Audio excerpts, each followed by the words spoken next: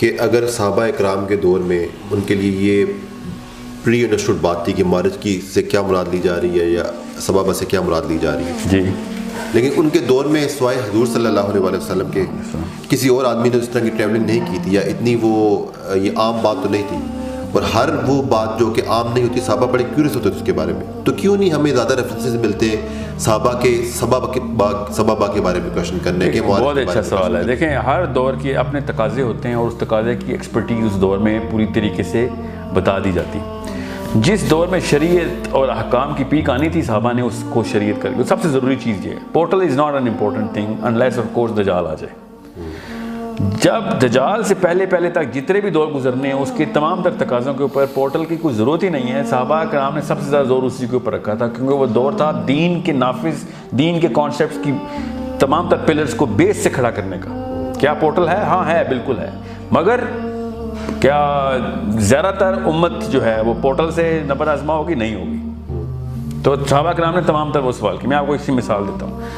ایک اللہ کے نبی علیہ السلام خطبہ ارشاد فرما رہے تھے کہ اتنے میں بہت اونچے دھماکے کی آواز آئی. صحابہ سے اللہ کے نبی علیہ السلام نے کہا کہ تمہیں آواز سنی ہے؟ صحابہ نے کہا سنی. اللہ کے نبی علیہ السلام نے کہا کہ حاویہ کے منہ پہ پتھر 70 سال پہلے چھوڑا گیا تھا، آج جا کے اس کی بیس میں لگا. ٹھیک ہے، اب آپ بتائیں میں اور آپ یہ والا لیکچر اٹینڈ کر رہے ہوں تو سب سے پہلے ہمارے ذہن میں سوال آئے گا یا رسول اللہ کدھر ہے یہ دوزخ جو ہمیں آواز آئی ہے؟ کہ اور ڈائمینشن سے آواز کیسے ٹرانسفر ہوئی ہے؟ کتنا فاصلہ؟ کیا دنیا میں ہی ہے دوزخ؟ صحابہ نے ایسا کوئی سوال نہیں کیا. ہر دور کے اپنے یا پھر کیا بھی ہے تو ہم تک نہیں پہنچا.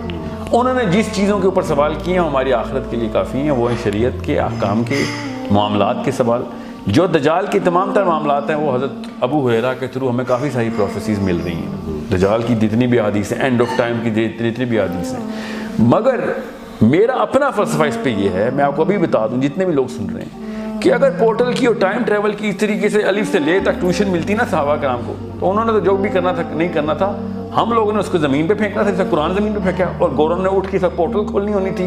شیطان کے ہر پیروکار نے اس وقت مسلمانوں کی جو رہی صحیح کثر ہے وہ بھی ختم کر دی ہونی تھی. ہم نے تو قرآن نہیں پکڑ کے قدر کی تو ہم نے باقی کے علم کی قدر کرنی تھی. سو یہ چھپایا گیا ہے کہ مومنین کے لیے نشانیاں چھوڑی جائیں بریڈ کرمز کی طرح کہ جس کا ایمان ہو وہ ڈھونڈ کے ادھر پہنچے.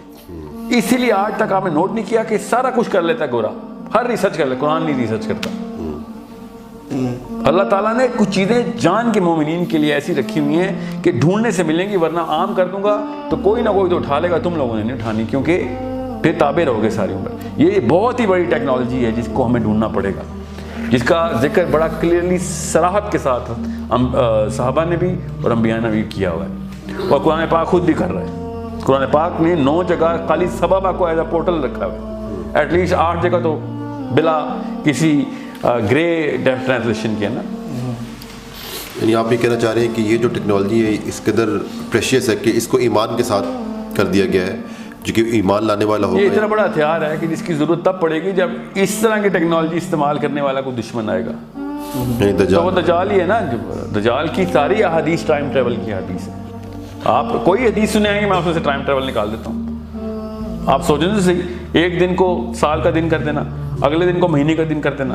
تو یہ کیا ہے؟ ٹائم نہیں ٹچ کر رہا تو اور کیا کر رہا ہے وہ؟ حضرت تمیم الداری کو وہ 1400 سال پہلے ملتا ہے مگر پیدا اس نے ابھی ہونا ہے. اس کا مطلب ہے وہ فیوچر پاسٹ کے ٹریول ٹرانزٹ کے اندر رہتا ہے وہ. اچھا، یہ جو آپ نے معراج کی حدیث میں دجال کا کعبے میں مل جانا، معراج کی ایک ہی حدیث ہے، اس میں سب سے پہلے دجال کا ہی معاملہ ہوا ہے کعبے کے اندر ہی.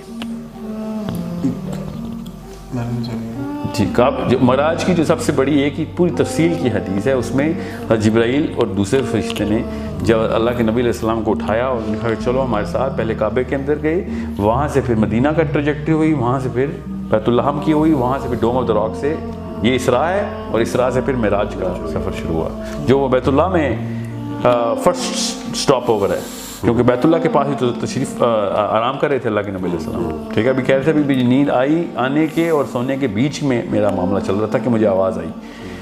یہ حدیث پوری جو ہے وہ پڑھیں ضرور.